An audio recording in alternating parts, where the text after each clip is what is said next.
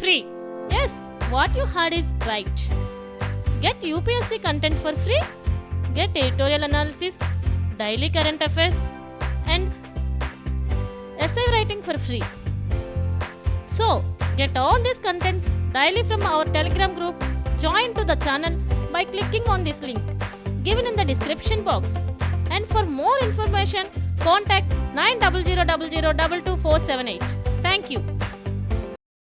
Good morning everyone. Welcome to Karthikeya IAS academy. ఈ రోజు current affairs లో మనం చూసే ఫస్ట్ టాపిక్ వచ్చేసి trade unions want labour law codes repeal.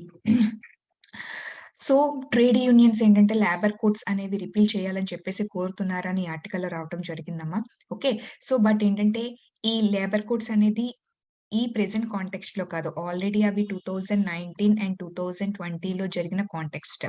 Okay, so 2019 లో ఆల్రెడీ ఏంటంటే వేజెస్ కోడ్ అని చెప్పేసి ఒక కొత్త కోడ్ అనేది తీసుకురావడం జరిగింది. See here. Okay, and more over remaining industrial relations code, social security code, workers health protection from hazard and work place security code. So complete గా ఇలాగ కోడ్స్ అనేవి ఆల్మోస్ట్ 4 కోడ్స్ ఆల్రెడీ. ఒక కోడ్ ఏంటంటే 2019 లో, that is nothing but wages code 2019 లో ఏంటంటే తీసుకొచ్చారు. Okay, and more over remaining 3 codes ఏంటంటే 2020 లో ఏంటంటే తీసుకురావడం జరిగింది. అది present parliamentary standing committee on labour.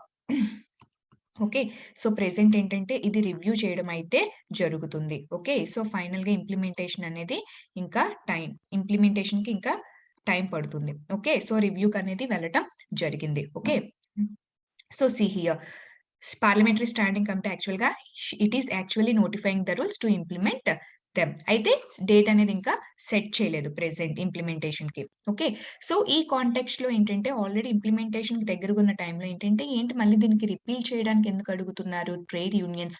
Particular గా ట్రేడ్ యూనియన్స్ మాత్రమే ఎందుకు అడుగుతున్నారు? Of course trade unions on behalf of labour, వాళ్ళు మాత్రమే అడుగుతారు కదా. సో ఇప్పుడు ఎందుకు అడుగుతున్నారంటే ఆల్రెడీ అగ్రికల్చరల్ లాస్ అనేది గవర్నమెంట్ రిపీల్ చేయడం జరిగింది, అవునా కదా. సో ఈ అగ్రికల్చరల్ లాస్ ఎప్పుడైతే రిపీల్ చేశారో, సో మళ్ళీ ట్రేడ్ యూనియన్స్ ఏంటంటే so along with agricultural laws, మా లాస్ ని కూడా ఈ లేబర్ కోడ్స్ మీరు నోటిఫై చేశారు కదా, వీటిని కూడా మీరు రిపీల్ చేయండి. మీరు దాని వల్ల చాలా బెనిఫిట్స్ ఉన్నాయి అని మీరు చూపిస్తున్నప్పటికీ మాకు నమ్మకం లేదు. సో అవి ఏంటంటే లేబర్ ని ఎక్స్ప్లాయిట్ చేసేలాగా ఎక్కువగా కనిపిస్తున్నాయి అని చెప్పేసి రిపీల్ చేయవలసిందిగా వాళ్ళు ఏంటంటే మళ్ళీ వాళ్ళ యొక్క ప్రొటెస్ట్ అండ్ ఎజిటేషన్ ని రేస్ చేయడం అనేది జరిగింది. ఎందుకు? మేజర్ గా అగ్రికల్చరల్ లాస్ అనేవి రిపీల్ చేశారు కాబట్టి మావి కూడా రిపీల్ చేయండి అని ట్రేడ్ యూనియన్స్ ఏంటంటే మళ్ళీ వాళ్ళ యొక్క ఎజిటేషన్ ని రేస్ చేయడం జరిగింది. Okay, so already complete context అనేది 2019 అండ్ 2020 లో ఆల్రెడీ కంటిన్యూగా దీని మీద ఆర్టికల్స్ అయితే రావడం జరిగిందమ్మా. ఓకే, సో ప్రెసెంట్ ఏంటంటే జస్ట్ ఆ లేబర్ లాస్ ఎందుకు తీసుకొచ్చారు, 4 కోడ్స్ ఏంటి, దానివల్ల మేజర్ చేంజెస్ ఏంటి, వచ్చే ఛాలెంజెస్ ఏంటి, చాలా బ్రీఫ్ గా ఎక్స్ప్లెయిన్ చేస్తాను. సో దానిలో ఉన్న entire context each and everything నేను చెప్పట్లేదమ్మా. So each and every point అంటే వేజ్ కోడ్ ఎందుకు తీసుకొచ్చారు, సో అందులో ఉన్న ఈచ్ అండ్ ఎవ్రీ పాయింట్ అండ్ మోర్ ఓవర్ దానిలో మనం రేస్ చేయాల్సిన ఛాలెంజెస్, అలా ఈచ్ అండ్ ఎవ్రీ 4 కోడ్స్ కూడా మనం మాట్లాడుకుంటే ఏంటంటే ఇట్స్ మోర్ దాన్ ఏంటంటే 1.5 hour పట్టేస్తుంది. సో ఏంటంటే దాని గురించి కావాలి అని చెప్పేసి అంటే జస్ట్ నాకు ఒకసారి ఇన్ఫార్మ్ చేయండి, నేను దాని గురించి డీటెయిల్డ్ గా వీడియో అనేది చేస్తాను. సో ప్రెసెంట్ ఈ కాంటెక్స్ట్ కి ఎంతవరకు సరిపోతుందో, సో ట్రేడ్ యూనియన్స్ ఎందుకు వాళ్ళ యొక్క డిసెంట్ అనేది ఫార్ములాస్ ఈ లేబర్ కోడ్స్ గురించి తెలుపుతున్నారో దాని గురించి మాత్రం డిస్కస్ చేద్దాం. ఓకేమా. సో అయితే కాకపోతే ఈ లేబర్ లాస్ ని రిఫార్మ్ చేయడం, మళ్ళీ వేరేగా ఉన్న ఎగ్జిస్టింగ్ లాస్ ని ఏంటంటే దాన్ని పక్కన పెట్టేసి కొత్తగా ఏంటంటే దాన్ని మోడిఫై చేయడం. అయితే ఉన్న లాస్ ని అమెండ్మెంట్ చేస్తే సరిపోతుంది కదా మేడం, వాటిని కంప్లీట్ గా పక్కన పెట్టేసి కొత్త లాస్ ని ఎందుకు తీసుకురావాలి, కొత్త లేబర్ కోడ్స్ ని ఎందుకు వాళ్ళు నోటిఫై చేయాలి అని అడిగితే, బికాస్ వాటికి అమెండ్మెంట్స్ చేసినా సరే వాటి యొక్క ఫుల్ఫిల్మెంట్ అనేది మనకి కనిపించట్లేదు. ఓకే, సో వాటి యొక్క యూటిలైజేషన్ అనేది అంత ఫుల్ఫిల్ అవ్వట్లేదు అని చెప్పేసి వాళ్ళు ఎస్యూమ్ చేసి ఏంటంటే దీనికి అమెండ్మెంట్స్ కాదు, కంప్లీట్ గా ఏంటంటే లేబర్ కోడ్స్ ఏంటంటే సబ్జ్యూమ్ చేసేద్దాం అంటే సబ్జ్యూమ్ చూడండి కుదించేశారు అనమాట. యాక్చువల్ గా మనకి ఈ లేబర్ లాస్ అనేవి 1, 2 లేదమ్మా. యాక్చువల్ గా 144 లేబర్ లాస్ ఉన్నాయి, మోర్ దాన్ 140 యాక్చువల్ గా లేబర్ లాస్ అనేవి మనకు ఉన్నాయి. ఓకే, ప్రతి ఈచ్ అండ్ ఎవ్రీ దానికి సంబంధించి ఏంటంటే సెపరేట్‌గా లాస్ అనేది చేయడం జరిగింది. ఏంటి మేడం ఇన్ని లాస్ ఎందుకొచ్చాయంటే బికాజ్ ఈ లేబర్ అనే కాన్సెప్ట్ ఏంటంటే it is the concept under concurrent list. మనకు ఆల్రెడీ తెలుసు. సో, కాన్కరెంట్ లిస్ట్ మనకి 3 లిస్ట్ ఉంటాయి. అవునా? State list, central list and concurrent list. State list మీద అయితే స్టేట్ సబ్జెక్ట్స్ మీద అయితే ఓన్లీ స్టేట్ గవర్నమెంట్స్ చేయాలి. సెంట్రల్ లిస్ట్ అయితే సెంట్రల్ గవర్నమెంట్ చేయాలి. మోరోవర్ కాన్కరెంట్ అంటే both state government and central గవర్నమెంట్‌కి ఏంటంటే వాటికి రైట్స్ అనేది ఉండడం జరుగుతుంది.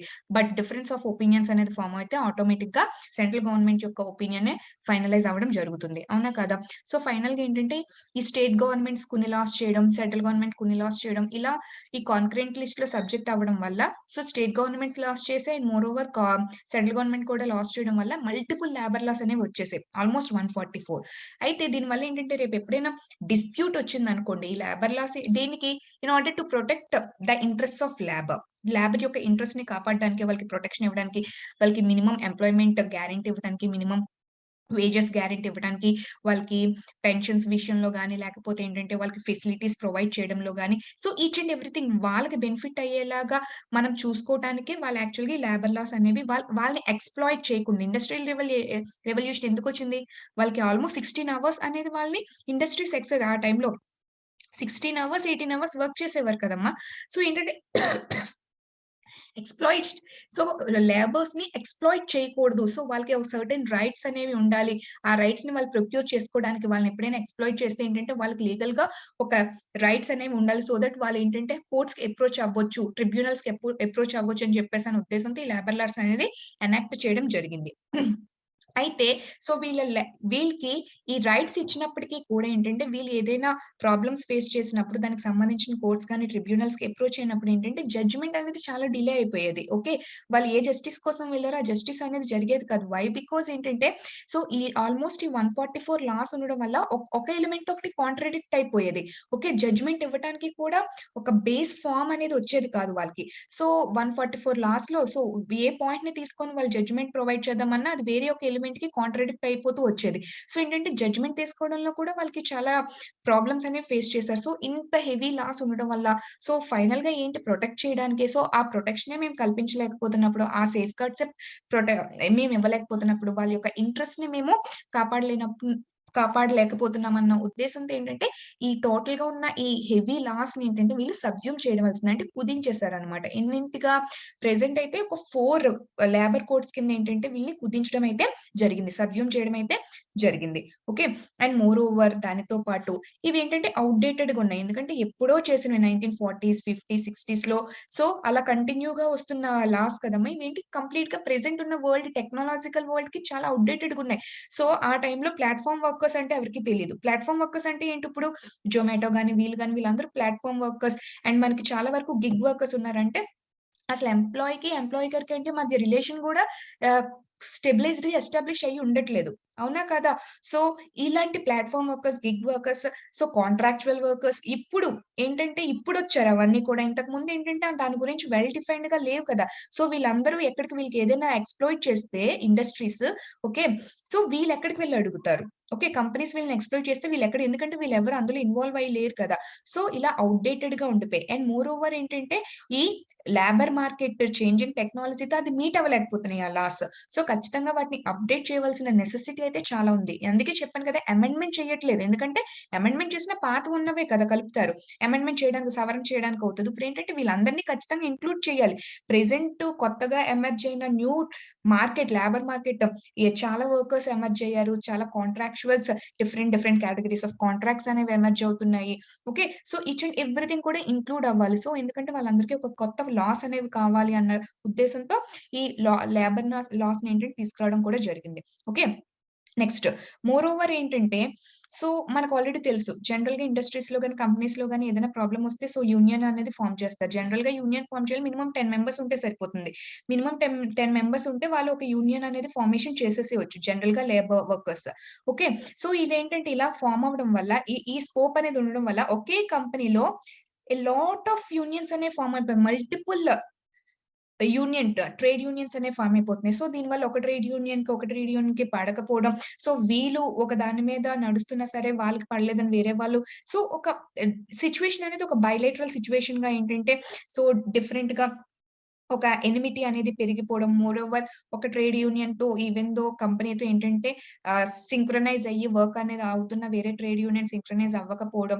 ఓకే. సో, ఫర్ ఎగ్జాంపుల్ ఏదైనా కంపెనీతో ప్రాబ్లమ్ వస్తే ఇన్ని ట్రేడ్ యూనియన్స్‌తో ఏ ట్రేడ్ యూనియన్‌ని మేము సాటిస్ఫై చేయాలన్న కాంప్లెక్సిటీ అనేది పెరిగిపోవడం. సో, ఇలా number of problems on ground ప్రాక్టికల్‌గా చాలా ఎక్కువగా ఫేస్ చేసేవి moreover companies.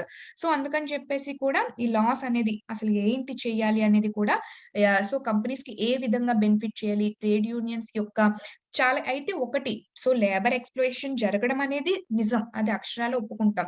But trade unions వల్ల కూడా కంపెనీస్ అనేవి చాలా సఫర్ అవుతున్నాయి. ఇది కూడా నిజం. ఓకే. సో, కొంతమంది ట్రేడ్ యూనియన్స్‌లో ఏంటంటే వీళ్ళేంటంటే కొంచెం పొలిటికల్ ఇన్‌ఫ్లూయన్స్ ఉండి కంపెనీని ఏంటంటే డౌన్‌ఫాల్ చేయడం. కొత్తగా చాలా స్ట్రాంగ్‌గా బిల్ట్ అయిన వాళ్ళనైతే చేయలేం గానీ న్యూ ఎమర్జింగ్ ఏంటంటే చాలా పొలిటికల్ ఇన్‌ఫ్లూయెన్సెస్ కూడా దారి తీస్తూ ఉంటాయి.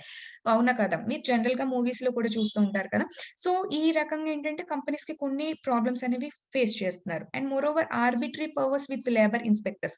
సో, మీకు ఆల్రెడీ తెలుసు లేబర్ ఇన్స్‌పెక్టర్స్ అంటే ఏంటి? ఫర్ ఎగ్జాంపుల్ ఒక కంపెనీకి ఆ నార్మ్స్ ప్రకారంగా ప్రొవిజన్స్ పరంగానే అది రన్ అవుతుందా లేదా?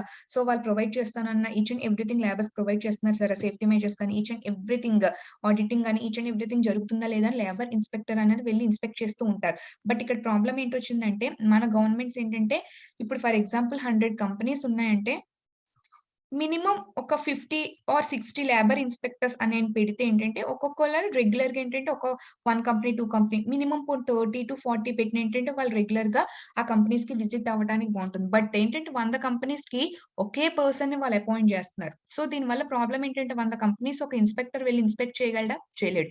సో, ఆటోమేటిక్‌గా ఏంటి? సో ఇతన్ని ఈ నార్మ్స్ అవి సరిగ్గా లేని కంపెనీస్ ఏంటంటే, ఇతన్ని బ్రైబ్ చేయడం స్టార్ట్ చేసేస్తారు. తన ఆఫీస్‌లోనే కూర్చొని, ఓకే. నేను నీ దగ్గరికి రాను. రాకున్నాడంటే తినేం చేస్తారు? ఆల్రెడీ బ్రైబ్ చేసేస్తారు. సో, బ్రైబ్ చేసేసి ఏంటంటే, తిను కంప్లీట్‌గా ఇన్స్‌పెక్షన్ చేయకపోవడం వల్ల ఏంటంటే, ఖచ్చితంగా నార్మ్స్ పాటిస్తూ వెల్‌గా ఆర్గనైజ్ చేస్తున్న ఇండస్ట్రీస్ అనేవి ఏమవుతున్నాయి?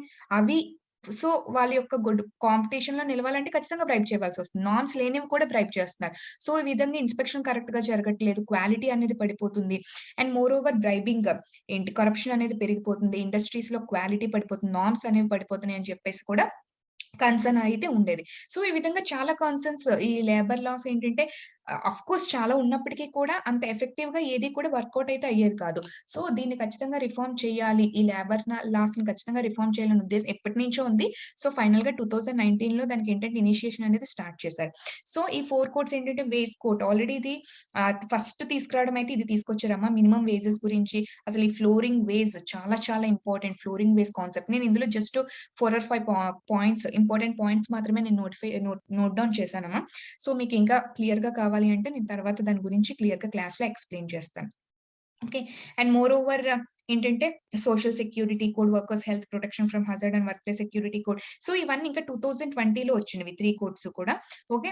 సో, ఈ 2020లో చెప్పాను కదా! Already parliamentary standing committee on labour దగ్గర ఉన్నది. సో, ఎగ్జామిన్ అనేది చేస్తున్నారు. సో, విల్ ఇంప్లిమెంట్ సూన్ అని చెప్పేసి వాళ్ళు అనౌన్స్ చేయడం అయితే జరిగింది. అయితే see here. So, major changes ఏం తీసుకొచ్చారు? Minimum wage floor. Okay. Sorry floor wage. Floor wage అంటే మనకి బాగా తెలుసు. ఫస్ట్ థింగ్ ఏంటంటే ఇండస్ట్రీస్ ఎక్కడ లేబర్‌ని ఎక్స్‌ప్లాయిట్ చేస్తారు? ఫస్ట్ థింగ్ ఏంటంటే వేజెస్ ఇవ్వడం దగ్గరే. అవునా కదా! సో, అందులోని ఇప్పుడేంటంటే అన్‌ఎంప్లాయ్‌మెంట్ ఎక్కువగా ఉన్న దగ్గర కూడా మేజర్ కన్సర్న్ ఇదే. ఎందుకంటే ఎక్కువ మంది పీపుల్ అనేవాళ్ళు అవైలబుల్‌గా ఉంటారు. అవునా కదా! ఎప్పుడైతే అవైలబుల్‌గా పీపుల్ ఎక్కువగా ఉన్నారో సో, ఆటోమేటిక్‌గా ఏంటంటే మినిమమ్ వేజెస్ కూడా పే చేయాలి. జనరల్‌గా వర్క్‌కి ఫర్ ఎగ్జాంపుల్ వాళ్ళు ఒక 10,000 రూపీస్ అనేది పే చేయాలి అనుకుంటే, ఫర్ ఎగ్జాంపుల్ ఏం చేస్తారమ్మా, ఒక 2 మెంబర్స్ ఉన్నారనుకోండి. 10,000 ఈచ్ పే చేయాలి. వాళ్ళకి 20,000 పే చేయాలి. అలా కాదు ఒక జాబ్‌కి రిక్వైర్మెంట్. అలా కాకుండా 100 మెంబర్స్ ఉంటే ఏం చేస్తాడు? ఎవరు తక్కువగా వస్తే సో, ఫర్ ఎగ్జాంపుల్ 2,000 అంటాడు, 1,000 అంటాడు. అవునా కదా! సో, ఏంటంటే 100 మందికి వాడు జాబ్ ప్రొవైడ్ చేయలేదు. అవునా కదా! సో, మినిమమ్ 10 మెంబర్స్‌కి అక్కడ వాడు జాబ్ ప్రొవైడ్ చేయాలంటే, వాడు అనుకున్న టార్గెట్‌కి మినిమమ్ 5 రిక్రూట్ చేసుకోవాలి. లేకపోతే 20 మెంబర్స్‌ని చేయాలి అంటే సో, అలాగా వాడు రిక్రూట్‌మెంట్ ఎక్కువ చేసుకుంటాడు. బట్ ఏంటంటే రిక్రూట్‌మెంట్ చేసుకున్నంత మాత్రాన అన్‌ఎంప్లాయ్‌మెంట్ తగ్గిపోతుందంటే, వీడి బేసిక్ నెసెసిటీస్ అనేవి అసలు సరిపోతాయా అమ్మా? అవునా? సరిపోవు కదా! అవునా? కాదా? So, see here. So, minimum wages అనేవి కంప్లీట్‌గా తగ్గిపోతాయి. సో, వాడు ఎలా బతుకుతాడు? వాడి యొక్క లైవ్లీహుడ్‌ని ఎలా సస్టైన్ చేస్తాడు? సో, ఇలా చాలా రకాలుగా ఎక్స్‌ప్లాయిషన్ అనేది జరుగుతుంది. మినిమమ్ వేజెస్ కూడా పే చేయకుండా, చాలా హెవీ వర్కింగ్ అవర్స్ అనేది వాళ్ళు అలౌట్ చేసేసి, ఓకే. చాలా స్ట్రింజెంట్ లాస్ పెట్టేసి, స్ట్రింజెంట్ ప్రొవిజన్స్ పెట్టేసి, వాళ్ళకేంటి ఎంప్లాయ్‌మెంట్ ఫస్ట్ స్టేజ్ ఎవరైనా చూడండి. ఇప్పుడు ఇప్పుడే చదువై బయటకొచ్చిన వాడికేంటంటే, ఏ జాబొచ్చినా పర్వాలేదు. మినిమమ్‌లో మినిమమ్ వచ్చినా పర్వాలేదు. నాకు ఫౌండేషన్‌గా ఉంటదన్న దాంతో వెళ్తారు. అలాంటి వాళ్ళని ఎక్కువగా ఎక్స్‌ప్లాయిట్ చేసేస్తారు. అవునా? కాదా?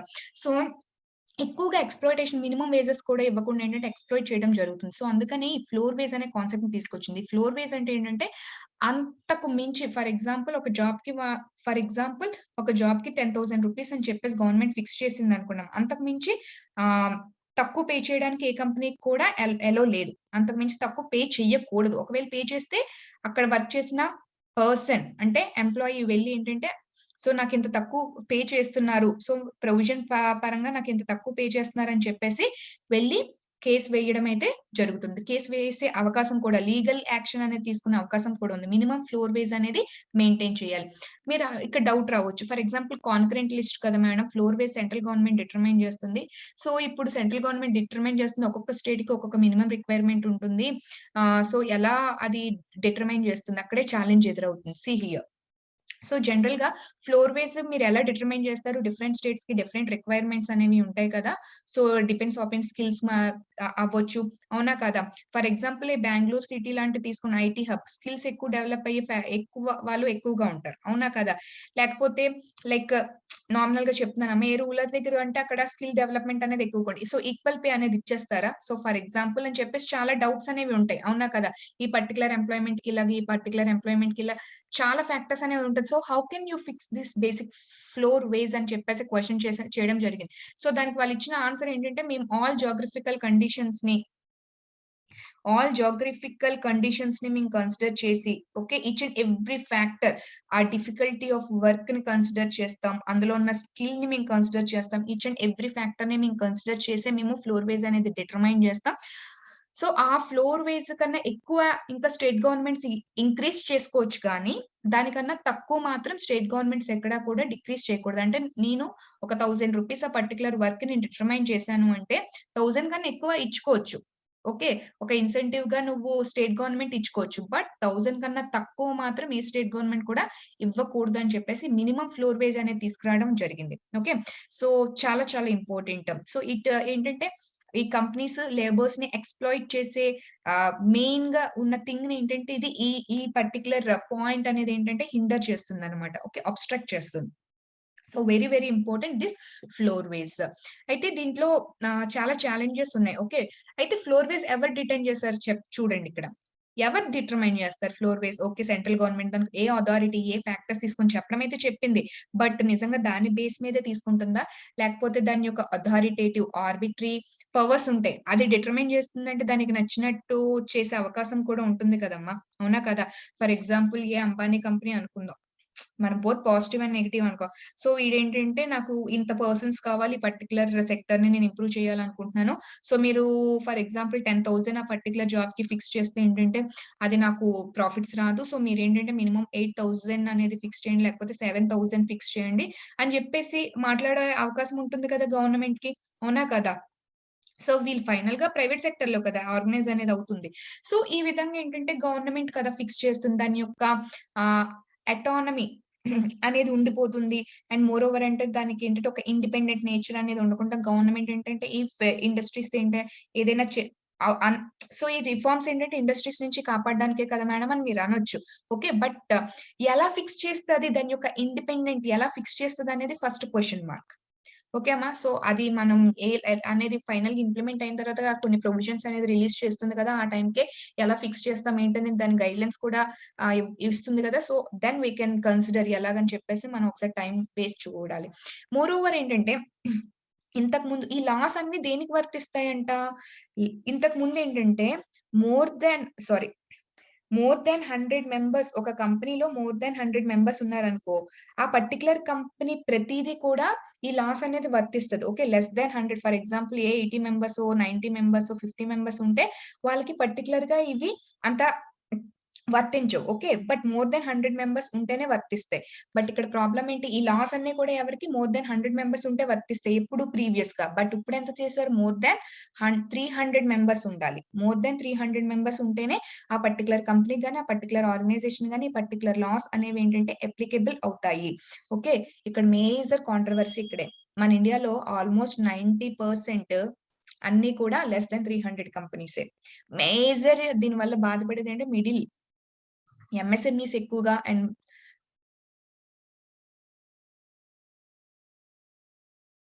Small industries. Small scale industries. So ఏంటంటే ఇక్కడ అన్ని ఏంటి లెస్ దాన్ 300 ఉండే ఛాన్సెస్ ఎక్కువగా ఉంటాయి కదమ్మా! ఓకే. ఈ లెస్ దాన్ 300 ఎక్కువగా ఉండే ఛాన్సెస్ వీటికేవి అప్లై అవ్వట్లేదు.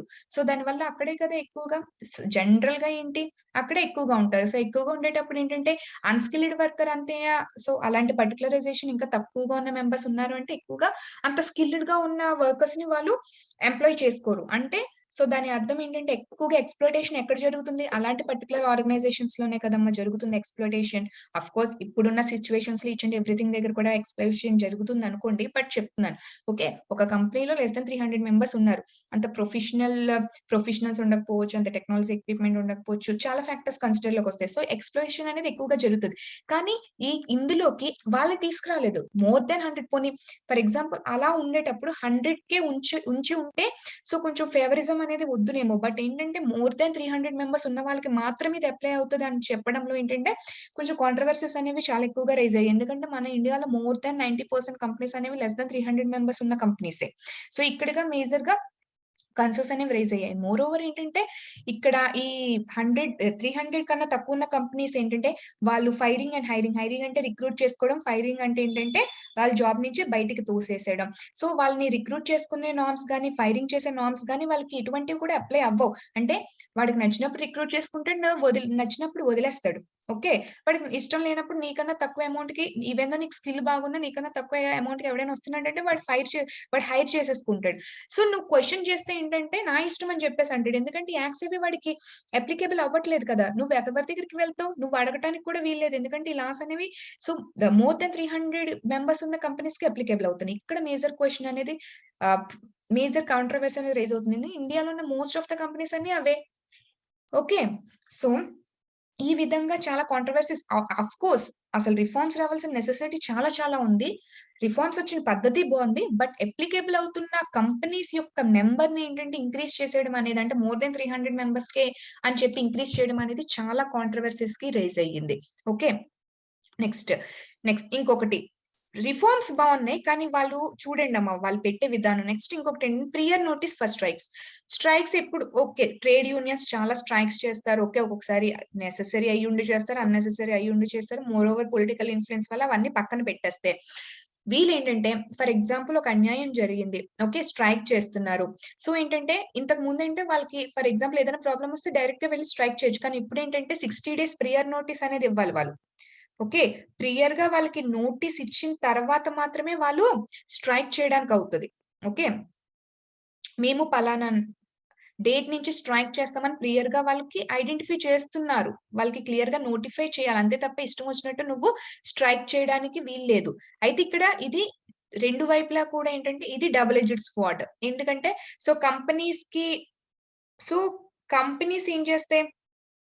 అది సీ హియర్ ఇక్కడ నోటీస్ ఇచ్చిన తర్వాతే స్ట్రైక్ చేయాలి. సో, దీనివల్ల ఒకవేళ ట్రేడ్ యూనియన్స్ అన్నెసెసరీ‌గా స్ట్రైక్ చేసే ప్రాబ్లమ్ అనేది ఫ్యాక్టరీస్‌ని, కంపెనీస్‌ని కాపాడినట్టవుతుంది ఇక్కడ. అవునా కదా! ఇప్పుడు ఇందాక అదే కదా పాయింట్ చెప్పుకున్నాం. సో, కంపెనీస్‌కేంటంటే చాలా ప్రాబ్లమ్ అవుతుంది. అన్నెసెసరీ‌గా కూడా చేస్తున్నారు పొలిటికల్ ఇన్‌ఫ్లూయెన్స్ వల్ల.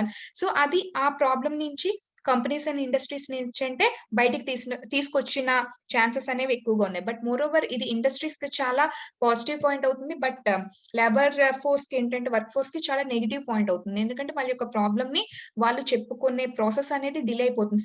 మినిమమ్ 60 డేస్ ప్రయర్ నోటీస్ ఇవ్వాలి. బానే ఉంది. ఇంకొకటి నెగోషియేషన్స్ అవుతున్నప్పుడు ట్రిబ్యునల్స్‌లో ఉండేటప్పుడు స్ట్రైక్ చేయకూడదు.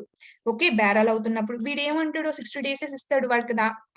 వాడికేంటి అవ్వలేదు 60 డేస్ పీరియడ్ ఇచ్చాడు. వాడి యొక్క ప్రాబ్లమ్స్‌ని అడ్రెస్ చేయలేదు. స్ట్రైక్‌కి కూర్చుందామంటే ఒక మీటింగ్ పిలుస్తారు. నెగోషియేషన్ చేస్తారు. వీడు మీట్ అవ్వలేదు. అలాగని చెప్పేసి వీడు కూర్చోడానికి అవ్వదు. ఎందుకంటే నెగోషియేషన్‌లో ఉంది కదా అని అడుగుతారు. క్లియర్‌గా మెన్షన్ చేశారు. నెగోషియేషన్స్ అవుతున్నప్పుడు నువ్వు స్ట్రైక్‌కి వెళ్ళకూడదు అని చెప్పేసి చాలా క్లియర్ కట్‌గా మెన్షన్ చేశారు. అంటే ఇంకెప్పుడు వాడు స్ట్రైక్‌కి వెళ్తాడు? వాడి ప్రాబ్లమ్‌ని ఎలా అడ్రెస్ చేసుకుంటాడు? అవునా? కాదా? సో, ఈ విధంగా లేబర్ లాస్ అనేవి చాలా మంచివి అయినప్పటికి ఏంటంటే, అవి అడ్రెస్ చేస్తున్న ఇష్యూస్ ఏంటంటే కొంచెం లేబర్ ఫోర్స్‌కి ఏంటంటే అంత ఎఫెక్టివ్‌గా అనిపించట్లేదు. మీకు కంటెంట్ అర్థమవుతుందని నేను అనుకుంటున్నాను. You just imagine okay. దాన్ని ప్రాక్టికల్‌గా.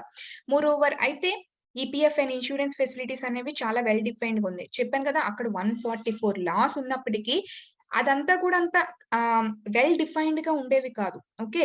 సో, దాన్ని మనం ఇంటర్ప్రిట్ చేయడానికి కూడా చాలా డిఫికల్ట్ ఉండేది. బట్ ఇక్కడేంటంటే ఈచ్ అండ్ ఎవ్రి వాళ్ళని ఇంక్లూడ్ చేయడం. What is meant by firm, what is meant by employee, what is meant by employer. So, platform workers అంటే ఎవరు? సో, ఈపీఎఫ్ ఎంత పర్సెంటేజ్? ఓకే. మీ యొక్క ఇన్‌కమ్‌కి 10% ఆఫ్ యువర్ ఇన్‌కమ్ అనేది ఈపీఎఫ్‌కి ఏంటంటే వాళ్ళు కాంట్రిబ్యూట్ చేయాలి.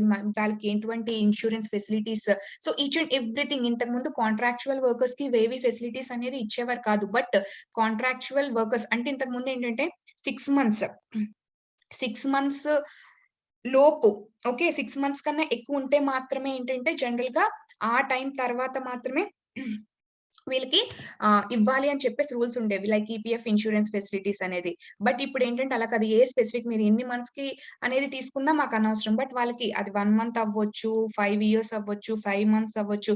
ఖచ్చితంగా మీరు రిక్రూట్ చేసుకున్న అంత పీరియడ్ కూడా ఖచ్చితంగా వాళ్ళకి ఈ ఫెసిలిటీస్ అనేది ప్రొవైడ్ చేయాలని క్లియర్ కట్‌గా మెన్షన్ చేయడం అయితే జరిగింది.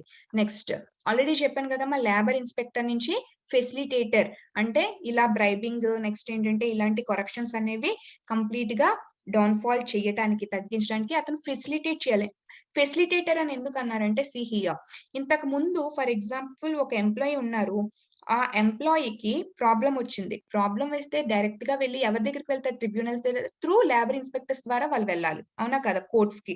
ఆహ్, లైక్ కోర్ట్స్‌కి వెళ్ళాలి అంటే డైరెక్ట్‌గా వెళ్లి అప్లై చేసేయమ్మా అప్లై చేయలేరు. వాళ్ళు ఎళ్ళాలి అంటే ఏంటంటే ఖచ్చితంగా ట్రేడ్ యూనియన్ నుంచి వాళ్ళ యొక్క యూనియన్ నుంచి వాళ్ళు పర్మిషన్ తీసుకొనే వాళ్ళ దగ్గర నుంచి అంటే ఇతను డైరెక్ట్‌గా వెళ్ళరు. ఇతనికి ఇన్ఫార్మ్ చేస్తే ఈ ఎంప్లాయీ వెళ్లి ఫైల్ చేయడం అనేది జరిగేది. ఇన్స్‌పెక్టర్ గాని, లేకపోతే ట్రిబ్యునల్స్‌లో గాని, కోర్ట్స్‌లో గాని. బట్ ఇప్పుడేంటి ఫెసిలిటేట్ అంటే ఏంటి డైరెక్ట్‌గా ఈ ఎంప్లాయీ వెళ్లి దాని యొక్క ప్రాబ్లమ్‌ని డైరెక్ట్‌గా ఇతనెళ్లి అప్లై చేయొచ్చు. అడ్రెస్ చేయొచ్చు. సో, ఈ విధంగా అంటే ఇక్కడ ఇన్స్‌పెక్టర్‌ని ఫెసిలిటేట్ చేస్తున్నారు. అసలు తను దేనికోసం రిక్రూట్ అయ్యారో దానికి సంబంధించిన వర్క్ అతనికేంటంటే ఇక్కడ ఫుల్‌ఫిల్ అవుతుంది. ఓకే. సో, వాళ్ళ యొక్క ప్రాబ్లమ్స్‌ని అడ్రెస్ చేయటానికి ఏంటంటే డైరెక్ట్‌గా ఇన్స్‌పెక్టర్ దగ్గరికి వెళ్ళే ఛాన్సెస్ అనేవి, ఈ లాస్ అనేవి అవైలబుల్‌గా ఉన్నాయి. సో, మంచి ఓకే. బోత్ పాజిటివ్స్ ఉన్నాయి, నెగెటివ్స్ ఉన్నాయి. బట్ ఈ నెగెటివ్స్‌ని ఏంటంటే ఇంకొంచెం అడ్రెస్ చేసి ఉంటే బావుండని చెప్పేసి చాలా ఎక్స్‌పర్ట్స్ అయితే అడుగుతున్నారు. బట్ లెట్స్ సీ ఫైనల్‌గా ఇంప్లిమెంట్ అయితే అవుతుందని చెప్పేసి అంటున్నారు. Okay. See here already floor wages అనేది చెప్పాను. And more over oral contracts. So, ఇక్కడేంటంటే ఖచ్చితంగా ఈ కాంట్రాక్చువల్ బేస్డ్ వర్క్స్‌కి క్లియర్ కట్‌గా డిఫైన్ చేశారమ్మ. చాలా క్లియర్ కట్‌గా డిఫైన్ చేశారు ఇంతకు ముందు మీద. బట్ ఓరల్ కాంట్రాక్ట్స్ కానీ మనకి ఎక్కువగా అనార్గనైజ్డ్ సెక్టర్‌లోనే కదా ఎక్కువగా ఎంప్లాయీస్ అనేది వర్క్ చేస్తూ ఉంటారు. ఈ అనార్గనైజ్డ్ సెక్టర్‌లో నిజంగా రిటెన్ కాంట్రాక్ట్స్ ఎంతమంది ఇస్తున్నారమ్మా ఎంప్లాయర్స్‌కి? జనరల్‌గా ఏంటంటే for example A construction work ఏదో ఉందనుకోండి. ఓరల్ కాంట్రాక్ట్సే కదా! ఓకే. ఇంతే ఇంత అంతే తప్ప ఫర్ ఎగ్జాంపుల్ మీ యొక్క హౌస్ ఉంది.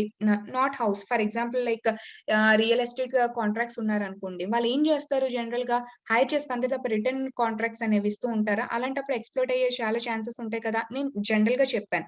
అలాంటి కాంట్రాక్ట్స్ చాలా జరుగుతుంటాయి. అవునా కదా? ఓరల్ కాంట్రాక్ట్సే జరుగుతాయి. వాళ్ళకి రిటర్న్ కాంట్రాక్ట్స్ అనేవి ఉండదు. సో, వాళ్ళు ఎక్కడికెళ్ళి క్వెషన్ చేస్తారు. ఓకే. అండ్ మోర్ ఓవర్ వేటికి అప్లై అవుతున్న మోర్ థాన్ 300 మెంబర్స్ ఉన్న వాటికి అన్నారు. సో, ఒకవేళ వాళ్ళు లెస్ థాన్ 300 మెంబర్స్ ఉంటే వాళ్ళెక్కడికి వెళ్ళాడు. సో, వాళ్ళని అడ్రెస్ సో, ఇలా చాలా చాలా ప్రాబ్లమ్స్ అనేవి ఇందులో ఉన్నాయి. స్ట్రైక్స్ చేయడానికి కూడా వాళ్ళకవ్వదు. ఎందుకంటే చెప్పాను కదా! ప్రియర్ నోటీస్ అనేది ఖచ్చితంగా ఇవ్వాలి. సరే ప్రియర్ నోటీస్ ఇచ్చాం 60 డేస్ తర్వాత వాళ్ళ ప్రాబ్లమ్స్ అడ్రెస్ అవ్వలేదు. నెగోషియేషన్స్ టైమ్‌లో కూడా వాళ్ళ ప్రాబ్లమ్స్ అంటే ఫర్ ఎగ్జాంపుల్ ఒక మీటింగ్ చేస్తున్నాం. మేము నెగోషియేట్ చేస్తున్నాం కదా! మీరెందుకు స్ట్రైక్ చేస్తున్నారు అని చెప్పేసి కేస్ పెట్టొచ్చు. అవునా కదా! సో, ఇక్కడ నెగోషియేషన్స్ అనేది అని పెట్టిన పదం చాలా important. Okay. And more over చెప్పాను కదా 99%. సో ఇలా చాలా ప్రాబ్లమ్స్ అయినా ఉన్నాయి. సో ఈ ప్రాబ్లమ్స్‌ని అడ్రెస్ చేయండి. సో ఇది మాకేంటంటే మాకు బెనిఫిట్స్ కన్నా ఏంటంటే మా యొక్క రైట్స్‌ని ఏంటంటే కంప్లీట్‌గా హిండర్ చేస్తున్నట్టున్నాయి. సో అందుకే రిపీల్ చేయండి అని చెప్పేసి ట్రేడ్ యూనియన్స్ అనేవి అడగటం జరిగింది. బట్ మోర్ ఓవర్ ఏంటంటే ఆల్రెడీ 2 ఇయర్స్ అయిపోయింది. 2021 ఇయర్, 2019, 21 ఇయర్ నుంచి. బట్ ఏంటంటే వీళ్ళు ఎక్కడి నుంచంటే వీళ్ళకి ఇన్‌స్పిరేషన్ ఫార్మర్స్ నుంచి వచ్చిందనమాట. వాళ్ళు కంటిన్యూయస్‌గా ప్రొటెస్ట్ చేశారు. సో ఫైనల్‌గా ఉత్తరప్రదేశ్‌లోని ఎలక్షన్స్ కోసం వాళ్ళు తలదించారు. సో మీరేంటంటే దీన్ని ఇంప్లిమెంట్ చేసేస్తే మేము దీనికి హెజిటేషన్ అనేది చాలా ఎక్కువగా రైజ్ చేస్తామని ఇంప్లిమెంటేషన్ ముందు ఆపేసి ఒక్కసారి యూపీ ఎలక్షన్స్ అయిపోయిన తర్వాత మీరు దాన్ని ఇంప్లిమెంట్ చేద్దామని చూస్తున్నారు. సో మాకు మీ యొక్క ఐడియా అనేది అర్థమైంది. సో లేదు మాకు ఖచ్చితంగా రిపీల్ చేయాలని ట్రేడ్ యూనియన్స్ అయితే అడగడం జరిగింది. చాలా గ్లిమ్స్‌గా, షార్ట్‌కట్‌గా ప్రాబ్లమ్స్ ఏంటున్నాయని చెప్పేసి చెప్పానమ్మా. So you understand the topic. Okay. Next చాలా చాలా ఇంపార్టెంట్ అమ్మా. Next article more hospital births. Okay. But limited gains in childhood nutrition. See here. నేను ఇక్కడ పెద్దది పెట్టాను. అందుకే మీకు ఇందులో ఉన్న ఈ పార్ట్‌లో ఉన్న ఈచ్ అండ్ ఎవ్రీథింగ్ పాయింట్ మీకు చాలా చాలా ఇంపార్టెంట్. ఓకే. సో ఖచ్చితంగా ఇందులో నుంచి ప్రిలిమ్స్ క్వెషన్ వస్తది. ఎందుకో చెప్తాను. ఓకే. ఖచ్చితంగా ప్రిలిమ్స్ క్వెషన్ వస్తది. See here. National family health survey. Okay. National family health survey. దీని గురించి నేను ఒక వీడియోలో చెప్పాను. అక్కడే మీకు ఒకసారి రివైజ్ చేసుకోగలిగితే డికేడల్ సెన్సస్ చెప్పినప్పుడు ఓకే. ఈ సర్వేస్, ఈ నేషనల్ ఫ్యామిలీ హెల్త్ సర్వే, ఈ సర్వేస్ వల్ల ఏంటంటే ఈ సెన్సస్‌కి ఇంపార్టెన్స్ తగ్గిపోతుందని చెప్పేసి నేను అక్కడున్న డిఫరెంట్ సర్వేస్ గురించి చెప్పడం జరిగింది. ఓకే. ఒకసారి మీకు రీకాల్ అయితే ఒకసారి చెక్ చేసుకోండి. Okay. National family health survey. So జనరల్‌గా ఏంటంటే వీళ్ళేంటంటే ప్రెజెంట్ రిపోర్ట్ ఇవ్వడం అయితే జరిగింది. It is the 5th national family health survey. ఇక్కడ డేటా అనేది వాళ్ళు చూపించడం జరిగింది. అయితే ఇక్కడ వీళ్ళు కంపేర్ చేస్తున్నారు 2015-16. సీ హియర్ 2015-16 అండ్ 2020కి మధ్య కంపారిజన్ అనేది చెక్ చేసి చెప్తున్నారు. అయితే సీ హియర్.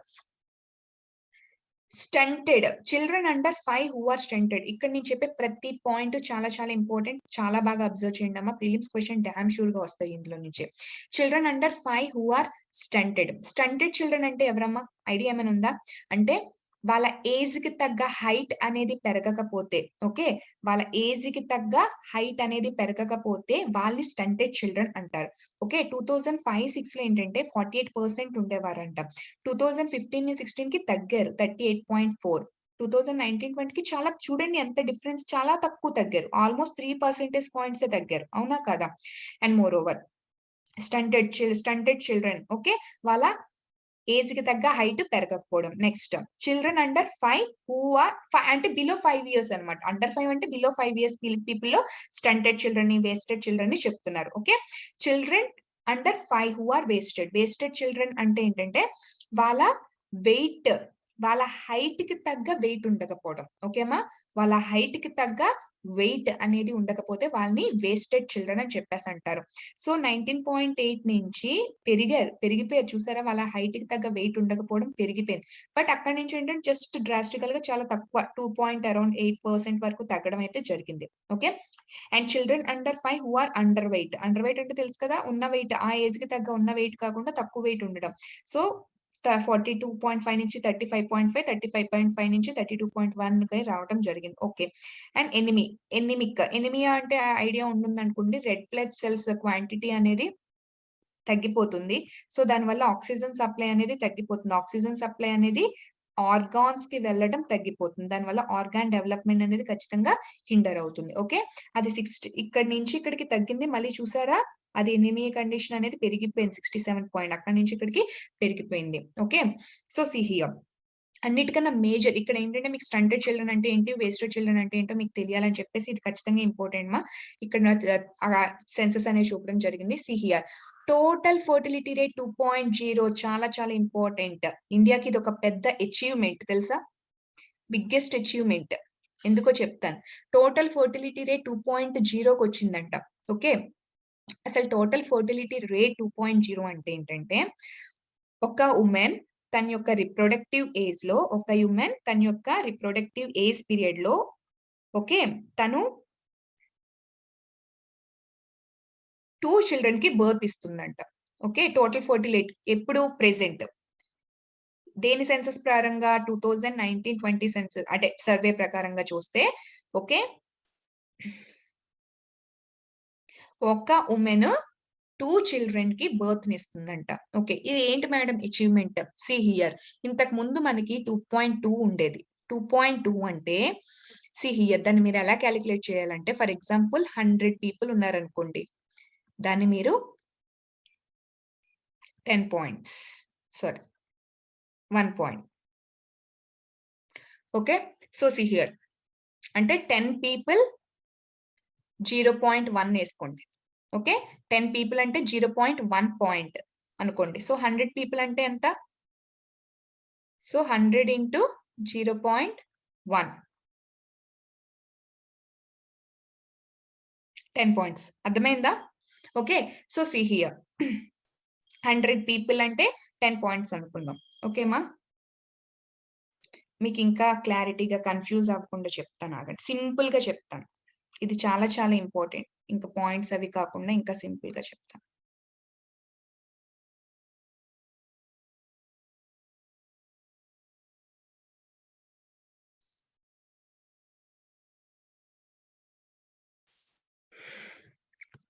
టెన్ పీపుల్ ఉన్నారు. ఓకే. ఒక్కొక్క ఉమెన్‌కి 2 చిల్డ్రన్ అంటే 20 చిల్డ్రన్. ఓకే. 2 పాయింట్స్ అనుకోండి. మీకు జనరల్‌గా చెప్తున్నానమ్మా మీకు అండర్‌స్టాండింగ్‌కి. ఈ 2.2 ఏంటి మేడం అని మీకు డౌట్ వస్తుంది కదా! పాయింట్ 2 గురించి మీకు చెప్పడానికి. ఓకే. ఈ 10 పీపుల్‌లో ఓకే. 8 పీపుల్ 2 చిల్డ్రన్‌కి బర్త్ ఇస్తారు. మిగతా 2 పీపుల్ 3 చిల్డ్రన్‌కి బర్త్ ఇస్తారనమాట. ఓకే. సో కంప్లీట్‌గా 10 పీపుల్ 2 చిల్డ్రన్‌కి ఇస్తే ఇక్కడేంటి 2 ప్లస్ ఇక్కడ 1, 1. 2 ప్లస్ 1, 2 ప్లస్ 1. అర్థమైందా? టోటల్‌గా ఫర్ ఎగ్జాంపుల్ పాపులేషన్ 10 మెంబర్సే అనుకుంటే పాపులేషన్ 10 మెంబర్సే అనుకుంటే అందులో 8 మెంబర్స్ 10 మెంబర్స్ కూడా 2 చిల్డ్రన్ అనేది ఖచ్చితంగా బర్త్ ఇస్తారు. ఓకే. బట్ ఇంకొక 2 పర్సన్స్ అంటే ఆ 10లో 2 ఓకే. ఎక్స్‌ట్రాగా 2 చిల్డ్రన్ అంటే 10 మెంబర్స్‌లోని ఓకే. 2 మెంబర్స్ ఏంటంటే ఈచ్ 3 చిల్డ్రన్ ఇస్తే మిగతా 8 మెంబర్స్ ఈచ్ 2 చిల్డ్రన్‌ని బర్త్ అనేది ఇవ్వడం జరుగుతుంది. అలా ఇచ్చేవారు. ఎప్పుడు? ప్రీవియస్ రిపోర్ట్స్ పరంగా. ఇప్పుడు అది కంప్లీట్‌గా ఆ రిమైనింగ్ 2 ఉమెన్ కూడా 3 నుంచి కట్ డౌన్ అయ్యి ఓకే. సో కంప్లీట్‌గా 10 పీపుల్ కూడా 2 చిల్డ్రన్‌కి మాత్రమే బర్త్ ఇస్తున్నారు. అంటే కంప్లీట్‌గా 10 ఉమెన్ కూడా 2 చిల్డ్రన్‌కి మాత్రమే బర్త్ ఇస్తున్నారు. మీకు అర్థమైనట్టుంది. ఇది ఎందుకు అచీవ్‌మెంటో చెప్తాను. ఫస్ట్ మీకు ఈ పాయింట్ అనేది చాలా చాలా అర్థం కావాలి. ఓకే. See here. అయితే according to UN population division పరంగా ఏంటంటే సో వరల్డ్ వైడ్ గా 2.1 is the replacement level fertility. Okay. ఈ రీప్లేస్మెంట్ లెవెల్ ఫర్టిలిటీ అంటే సీ హియర్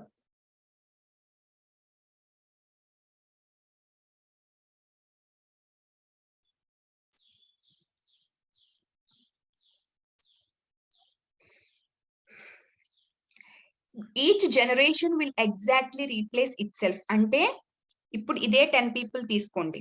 ఓకే. ఇప్పుడు ప్రెజెంట్ 10 పీపుల్ ఒక్కొక్క పర్సన్ 2 చిల్డ్రన్ కి ఒక్కొక్క ఉమెన్ 2 చిల్డ్రన్ కి ఇస్తున్నారు కాబట్టి 2 పాయింట్స్. ఓకే. అదే 10 పీపుల్‌లో ఒక్కొక్క 8 మెంబర్స్ ఏమో 2 చిల్డ్రన్‌కి ఇచ్చి 2 మెంబర్స్ ఈచ్ ఏమో 3 చిల్డ్రన్‌కి ఇస్తే 2.2. అలా కాకుండా యూఎన్ ప్రొవిజన్స్ పరంగా 10 పీపుల్‌లో ఓకే. 9 పీపుల్ ఈచ్ చిల్డ్రన్ 2కి ఇచ్చి 1% 3 చిల్డ్రన్‌కి ఇస్తే 2.1. మీకు అర్థమైందమ్మా? నేను పాయింట్స్‌లా కాకుండా మీకు సింపుల్ టర్మ్స్‌లో చెప్పాను. Okay. Actually this is the replacement level fertility across the world. Across the world ఏంటంటే మనకి ఇది రీప్లేస్మెంట్ లెవెల్ ఫర్టిలిటీ. అంటే ఏంటంటే ఇప్పుడున్న పాపులేషన్ ని ఎగ్జాక్ట్ గా రీప్లేస్ చేస్తే అంటే ఇప్పుడు మనం 100 మెంబర్స్ ఉన్నాం అనుకోండి. ఎగ్జాక్ట్ గా నెక్స్ట్ జనరేషన్ కి సేమ్ 100 మెంబర్స్ పాపులేషన్ మనం మెయింటైన్ చెయ్యాలి అంటే ఓకే. సీ హియర్ ఇక్కడ అర్థమైందా?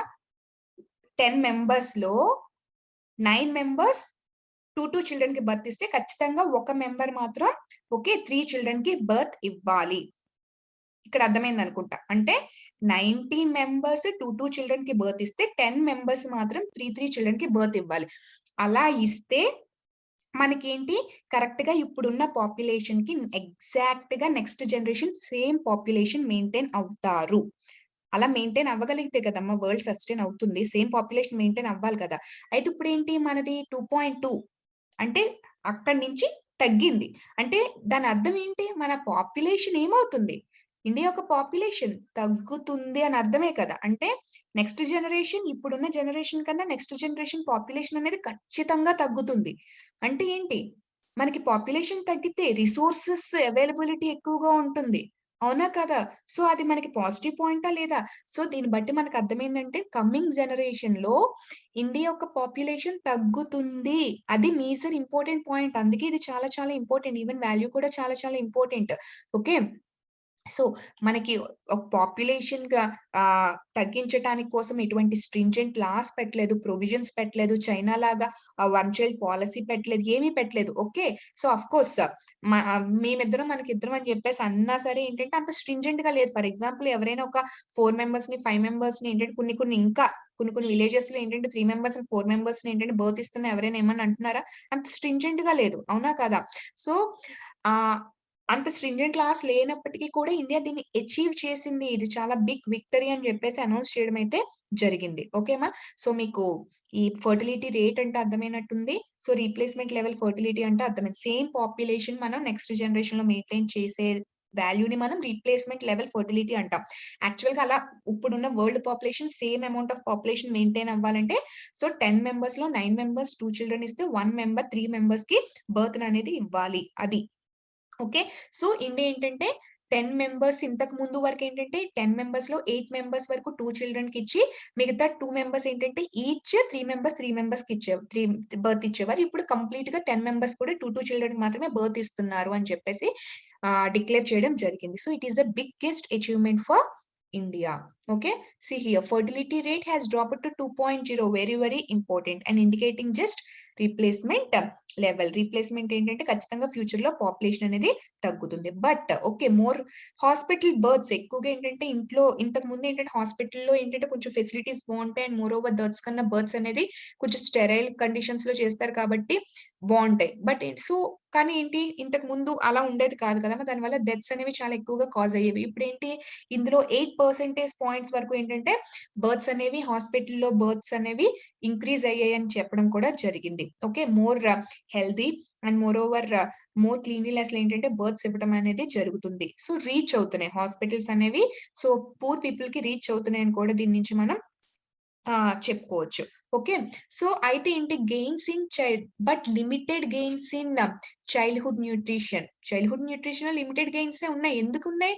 సీ హియర్ ఇక్కడ క్లియర్‌గా మనకి మెన్షన్ చేస్తున్నారు. ఏవైనా అసలు ఎంత పెరిగింది? మహా అయితే 3 పాయింట్సే కదమ్మా మనకి పెరిగింది. అవునా కదా? సో, 3 పాయింట్సే పెరిగింది. సీ హియర్ 38 పాయింట్ నుంచి తగ్గింది. ఐ మీన్ తగ్గి సీ హియర్ 38 నుంచి 35కి ఓకే. అండ్ మోర్ 21 నుంచి 3నే కదా తగ్గే ప్రతి దగ్గర కూడాన. సో, అంటే దీన్ని బట్టి ఏంటంటే ఇంకా మనకి న్యూట్రిషియస్ ఫుడ్ అనేది అందట్లేదు. అందుకే కదా ఇంకా స్టంటెడ్ చిల్డ్రన్ గాని, లేకపోతే వేస్టెడ్ చిల్డ్రన్ గాని ఓకే. అంత డిక్రీజ్ అనేది అవ్వట్లేదు. ఓకే. సో, ఇంకా న్యూట్రిషియస్ ఫుడ్ అనేది ఖచ్చితంగా ఇంకా ఆ స్కీమ్స్ ఇంకా ఇంప్లిమెంట్ స్ట్రింజెంట్‌గా జరగాలి. మోర్ ఓవర్ ఇంకా మంచి ప్లాన్స్‌తో ఏంటంటే గవర్నమెంట్ న్యూట్రిషియస్ ఫుడ్ చైల్డ్‌కి ఇవ్వాలి అని చెప్పేసి ఆర్టికల్ చెప్పడం జరిగింది. ఐ థింక్ సో మీకు ఈ ఆర్టికల్ అర్థమైందనుకుంటున్నానమ్మా. చాలా చాలా important. Okay. Next simple article అమ్మా. Centres free scheme, ration scheme యాక్చువల్‌గా సీ హియర్ ప్రధాన్ మంత్రి గరీబ్ కళ్యాణ్ అన్న యోజన. సో, తెలుసు కదమ్మా ఆల్రెడీ ఏంటంటే దీని యాక్చువల్‌గా ఏంటంటే మనకి ఫుడ్ గ్రెయిన్స్ అనేది వీళ్ళు ప్రొక్యూర్ చేసుకోవడం జరుగుతుంది. డిస్ట్రిబ్యూట్ చేయడం జరుగుతుంది. ఓకే. ఆల్రెడీ ఇది పాండమిక్ పీరియడ్‌లో ఏంటంటే స్టార్ట్ చేశారు. సో, దాన్ని ఆల్రెడీ 3 టైమ్స్ ఏంటంటే దీన్ని ఎక్స్‌టెండ్ చేయడం జరిగింది.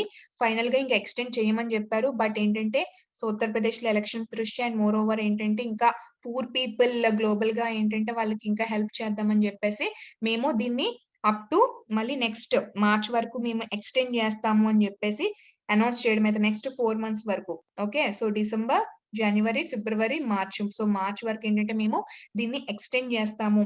సో, ఈ ప్రధాన మంత్రి గరీబ్ కళ్యాణ్ అన్న యోజన. సో, ఈ స్కీమ్‌నేంటంటే మార్చ్ 22 వరకు మేము ఎక్స్‌టెండ్ జేస్తాం. సో దట్ ఏంటంటే వాళ్ళు పూర్ పీపుల్‌కి హెల్ప్ చేసినట్టు అవుతుందని జెప్పేసి అనౌన్స్ చేయడం అయితే జరిగింది. ఓకేమా.